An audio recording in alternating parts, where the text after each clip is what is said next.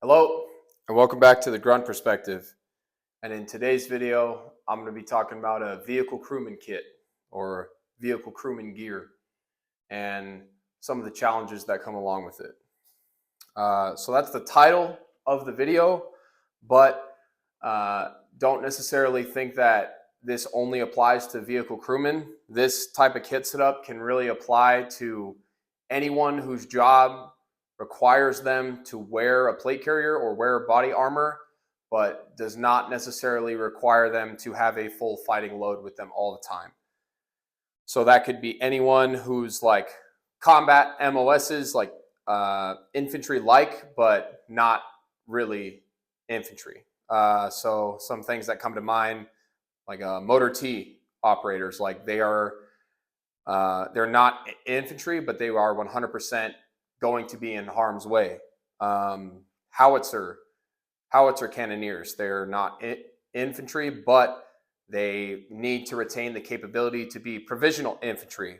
LAR, they are infantry, but their primary role is going to be fighting that Vic, Bradley crews, Striker crews, any sort of like heavy company like Dog Company or CAT or something like that for a combined anti-armor team. Anyone whose primary job is in a vehicle, right? So the Marine Corps has a philosophy that every Marine is a rifleman. And good, bad, or indifferent, however you feel about it, I think we can all agree that every Marine should have the capability to be a rifleman. And that's all I'm going to say about that, because I already know that there's going to be a freaking war in the comment section about that specifically, because it's a huge hot button topic in the Marine Corps. Now, talking about the VICs, just infantry VICs in general. I think a lot of people see like military vehicles, and they think that they're very spacious on the inside because of their sheer size. You know, something like a AAV is fucking huge, or a Striker or a LAV is massive, right? But it's not the case. Basically, the only space that you can count on having for yourself is your fucking seat. And the reason for that is because these vehicles, when they're like fully loaded out and like ready to go to war, they are going to be fucking full of shit, just loaded to the brim with all kinds of shit. You know, ammo, it's going to be stacked up to the fucking roof.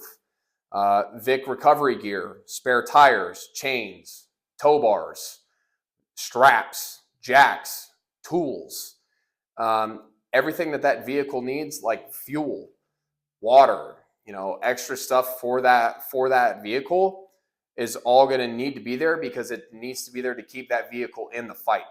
So by the time that all of that shit is loaded up inside the vehicle, the only space, just like I said, for you is going to be your seat, your individual seat inside that vehicle. And then we start to strap stuff to the outside. We start hanging main packs off the side, and spare tires getting strapped, and fuel jugs. And it's just, I think you guys are getting the picture, but it is going to be fucking full. It's going to be massively full. And it doesn't leave a whole lot of room for you.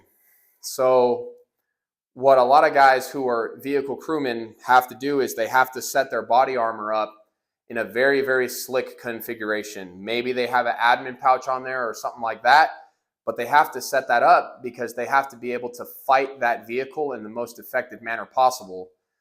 As in, like, they have to be ready to take over any of the billets within that vehicle at the drop of a hat in the event of casualty.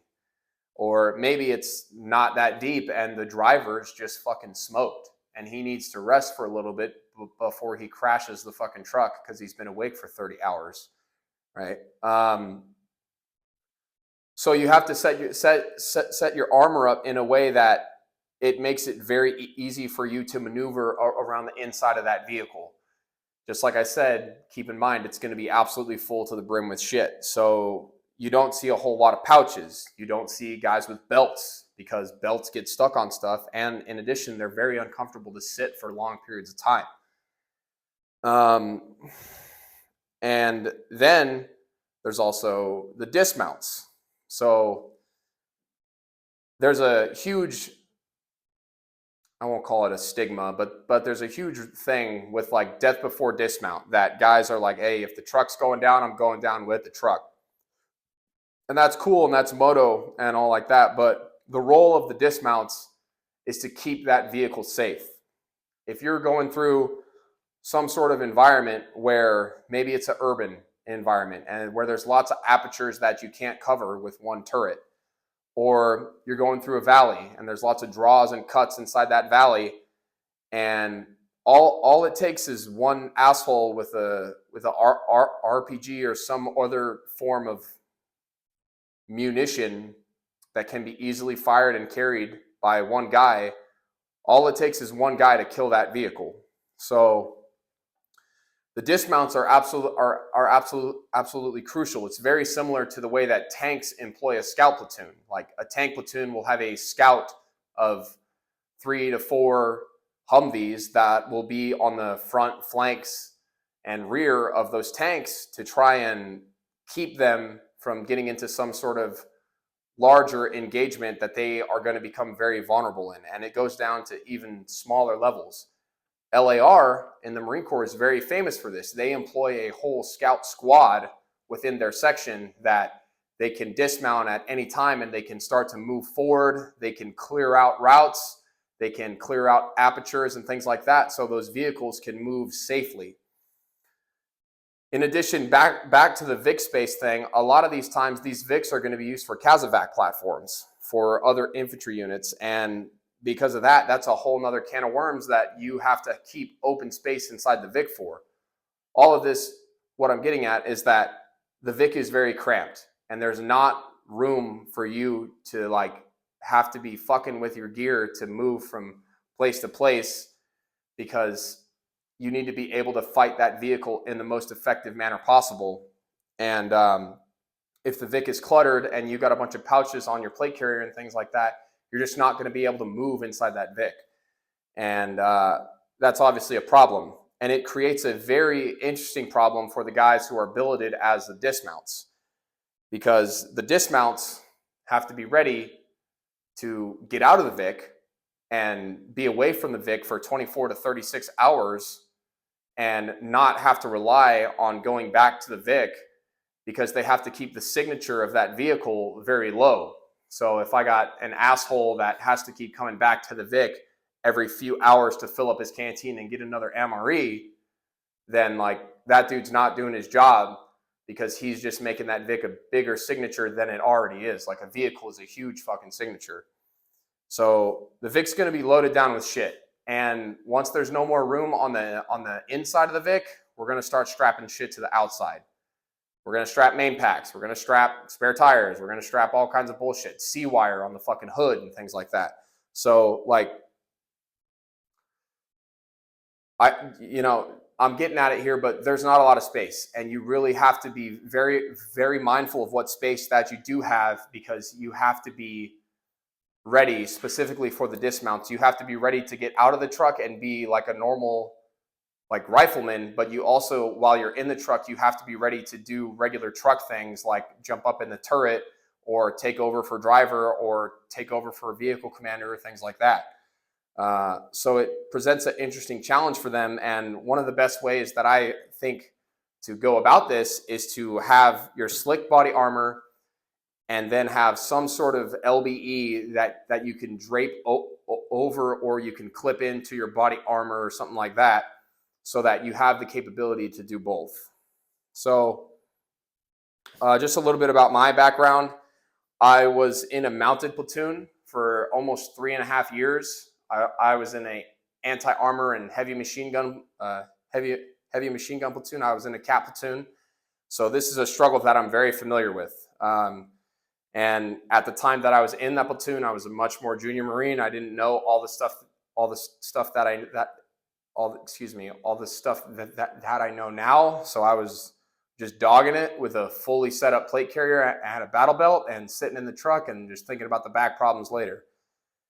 And it fucking sucks. It's really uncomfortable. And you get out of that Vic when it's time to get out and you feel like shit. You're dehydrated because you haven't been drinking enough water because you're sitting in the truck the whole time. And it hurts, right? So there's a big stigma with comfort, like, oh, it's not supposed to be comfortable. Like, you be as comfortable as you can be, as long as it's not affecting you or your guys or the vehicle. You be as comfortable as you can be, but have the capability to get out of the Vic and be ready to fight. In a particular training event that I was in, my section's vehicles all got destroyed. We had a couple notional casualties, and the guys that were left had to get out of the trucks, leave the trucks. We had to scuttle the trucks. Like we had to zeroize the comm and take all the important gear out of the trucks and things like that. And we had to get out and fucking walk. And we had to get to the closest infantry company that we could get to, just so we could be with another friendly unit. And then when we got there, we were another infantry squad that company had. And that's a real thing. Like the AAV drivers and Amtrak drivers that were in Fallujah and Iraq and in the streets of Iraq and shit like that, like they were right there with the infantry guys. So like, even if you're not an infantryman or you're some sort of mounted infantryman, like there's like a stigma that guys that are going around inside these Vics, they get the feeling that they're like invincible. And it's not the case. You need to be ready to get out on foot and fight like a normal infantryman. So with that kind of being out of the way, start talking about some of the ways that you can make this work best for you. So right here, I have my belt kit. I've got a whole video on this belt kit. If you're curious about the belt kit, it's on my channel. But this is like the premier light infantryman kit, right? I've got all the stuff inside the belt that I need for 24 to 36 hours just in what's on my body. And that's like the best way to do it, right? But one of the drawbacks to the belt is how large it is. Even with this not on my body, you can see how much space that this is going to take up, you know? So if you can figure out a way to make the belt kit work for you, I think that's probably going to be your best choice if you're a scout or something like that. But you have to keep in mind the space inside the truck. Just like I've been saying, like they're going to be fucking full to the roof with bullshit. So this might not work for you. The next best method is some sort of chest rig. So right here, I have a TAPS rig, issued TAPS rig, right? If you're one of those guys that can't use issued gear, one, I feel sorry for you, and two, you can take this and you can use it either with a full harness that you drape over the plate carrier, or you could do like this, the Swift clip method, where you clip it in and you clip it in, and then you have it on your body ready to go. But here, you see I've got the capability to carry 6 magazines. I've got tourniquets inside here. I normally keep an IFAK, my NVGs, 2 quarts of water, got grenades, and then I got a pouch on here to carry smokes or maybe an extra radio or something like that. And then I have a knife sheath that's in there. The knife is the knife is in my belt kit right now, but this is pretty small, right? Like with it all like loaded up, you can lay it flat like this, and maybe you can tuck it behind the headrest on your seat or something like that, and it stays out of the way until you need it. You get out of the truck, you clip it in real quick, and then you're ready to go. But it's the issued gear, so no one likes the issued gear, right? Even though the TAPS kit with a little bit of modification makes a really good rig. I also have a whole series actually on the TAPS kit on my YouTube channel as well, if you want to check that out. And then we get here.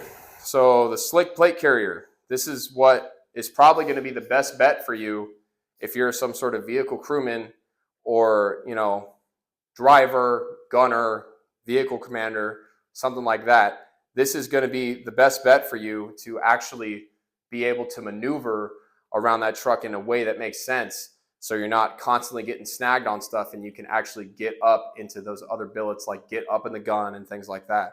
Or even if you're just sitting in the back, if you're in the back of an LAV, in the back of a Bradley, in the back of a Stryker or something like that, space is at a huge fucking premium back there. And not fitting inside your seat is a very uncomfortable thing to deal with. Just like I said, you know, I did it for all those years, and I was never once comfortable, right? So if I would have known what I know now, in keeping with the same theme of this channel, right? Trying to teach you guys the lessons like this so you don't have to learn the hard way like I did. Doing something like this is going to work a lot better for you. And then having the capability to put something else on is going to be much better. So now getting into the main piece of gear here, and then I have a bag which I'll talk about in a second. But getting into the main piece of gear here, this is the Shaw Concepts Arc chest rig, and I think that this really is perfect for this vehicle crewman type role. You know, it's small, it's lightweight, but it's scalable in a manner that it allows you to carry the stuff that you need to carry, but it also folds up into a pretty small package, just like the TAPS rig does. So I've got the 3 magazine RAM insert here, and then on the inside of the cummerbunds, I've got one more magazine on each side for a total of 5. One in my gun, that makes 6. For you guys that are wondering how this feels with it on the body, I won't lie to you, with just the chest rig on and not the plate carrier, this is a little bit uncomfortable. But when I have the plate carrier on, I don't notice it at all, because I have that extra plate that kind of provides a little bit of space right there. And so having those extra 2 magazines is obviously absolutely crucial. But without the plate carrier on, I wouldn't recommend you doing this either way. With the plate carrier on is the way that I designed this kit. So that's how I'm going to run it. Now, going from on my strong side here, I have my NVG pouch. This is one of the small GP pouches from Spiritus. And you can see inside there I have an NVG insert. And then in this pocket here, I have some extra batteries. Now, just like I said, you need to be able to be away from the truck for at least 24 hours, right? So you need to have the shit that you need to have with you, as in extra batteries and things like that.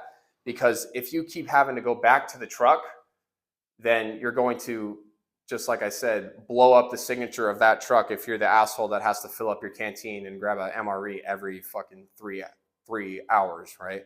So you can't do that, right? So I've got my NVGs, I got a spot for a multi-tool, some gloves.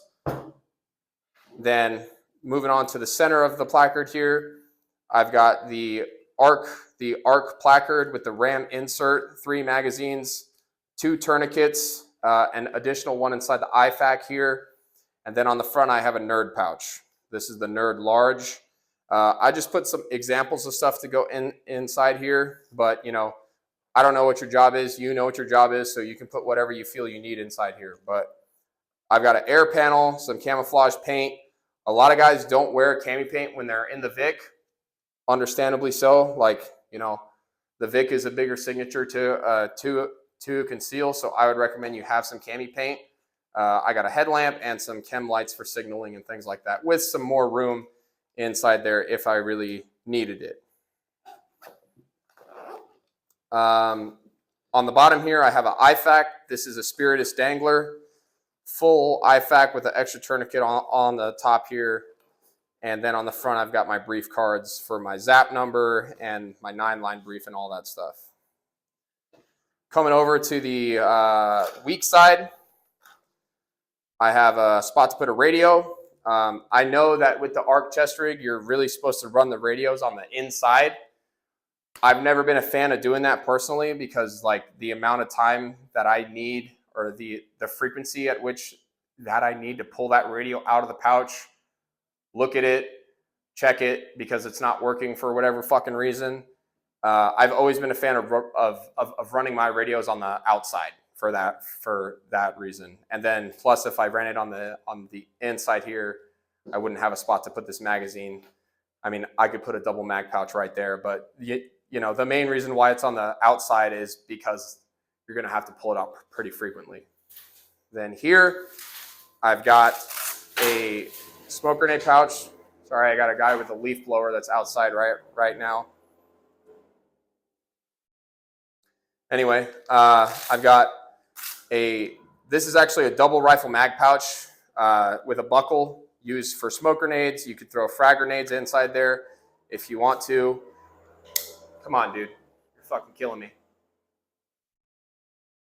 All right. And then if you want to carry more frag grenades, you could take the nerd pouch off and you could put frag grenades on the front of that too. Moving on to the back here. Of course, my Camelback's leaking because Camelbacks fucking leak and I hate Camelbacks. This is an ATS H-harness hydration carrier. So I have a 3-liter bladder inside here. And the way that this works is it attaches to the back strap of the chest rig on the very bottom here, or you can attach it as high as you want to. But then on the top here, it has a Velcro and snap system that you just Velcro over the back of the H-harness like this. And it works best when your H-harness has Velcro, but I've ran it like this for a while. I ran it on a LBT chest rig too, and I never had it come undone on me. And you just put that right there, wrap it around, and then snap, snap, and it's never came off on me. So I would really recommend that. It's a really solid piece of gear, and it's never failed me.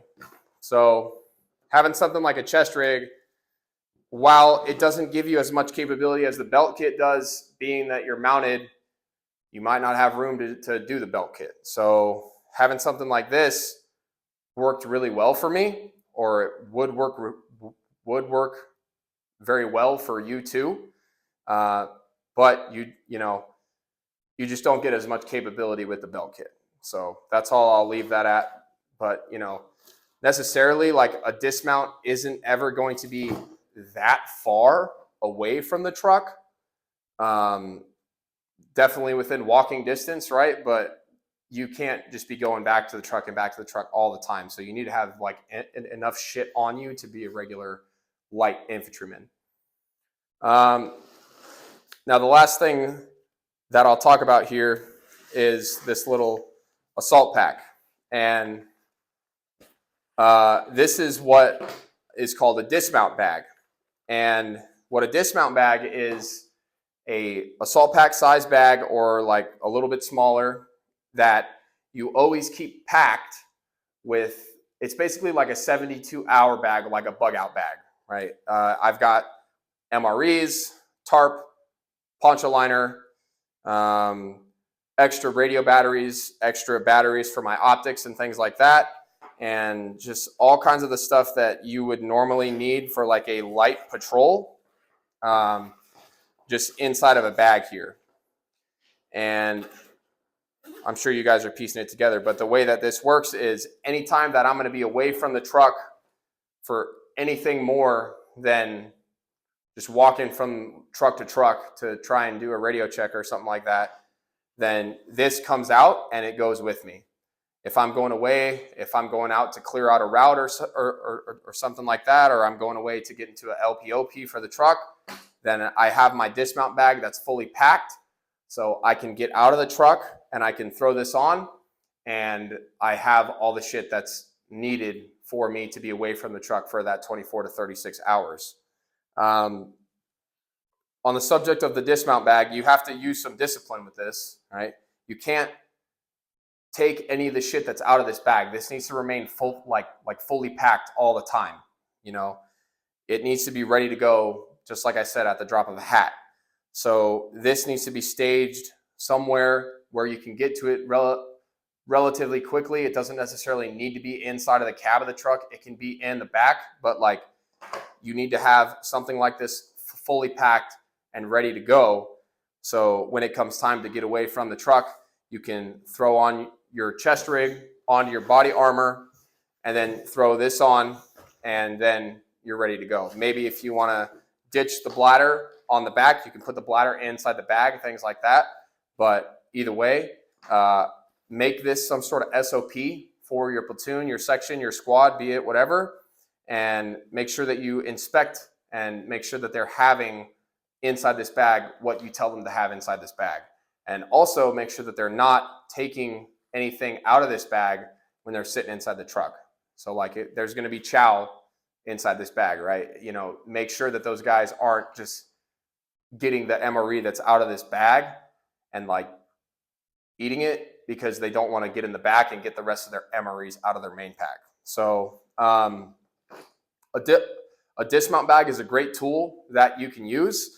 I haven't seen a lot of people do this. I think it's a great idea, and I really think that it's something that could really help out a dismount vehicle crewman. In addition, like if the truck has been destroyed or something like that and you need to ditch the truck fast, then you have something that you can grab and go with instead of just having to rely on what's on your kit. So that's a dismount bag, and that's really all that goes into it. But either way, just to recap here, being a dismount is a very challenging job. You need to have your gear set up in a manner that allows you to do both. You have to be able to do both, right? But like you'll never be able to get like max efficiency out of one or the other, if that makes sense. Like you're never going to be perfectly geared out to like fight from the truck and fight from the outside of the truck in the same manner. So like something like the belt kit is the best way to fight out of the truck, right? But if you're trying to wear this inside the truck or you're trying to keep this inside the truck somewhere, like there's not going to be enough room for it. So you have to toe the line, and doing something like a chest rig or the TAPS rig combined with a plate carrier and a dismount bag has worked very well for me in the past. Anyway, thanks for watching, guys. If you have questions, feel free to drop them in the comments or hit me up on Instagram at the Grunt Perspective. And I'll see you guys next time.